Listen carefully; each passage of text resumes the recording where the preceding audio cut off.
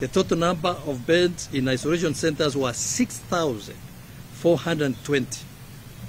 This is an increase of 232 beds due to patients who have recovered from COVID-19 infection, bringing the total number of available beds to 6,652. ICU beds. Last week, the total number of available beds in the ICU was 336. This number has reduced by 9, bringing the total number available to 327. HDU beds. Last week, the total number of available beds in HDU facilities was 138. This number has increased by 18, bringing the total number to 156. So there is a commendable improvement on the bed capacity. 2, COVID-19 vaccination.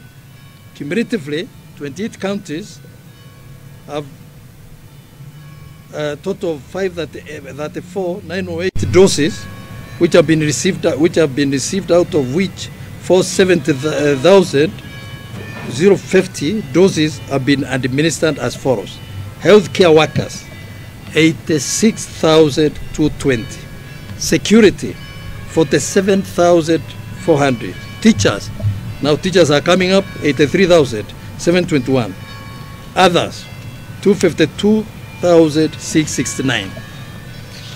The uptake of COVID-19 vaccine has been positive in recent weeks, and we anticipate the vaccination to target the population for phase 1 will be achieved in the coming weeks, no doubt.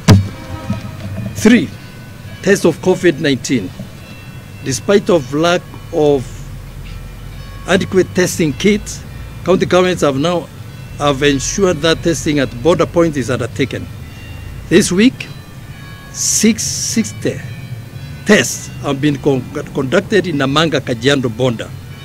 County government will ensure that all border points are able to conduct testing so as to stem the spread of the virus.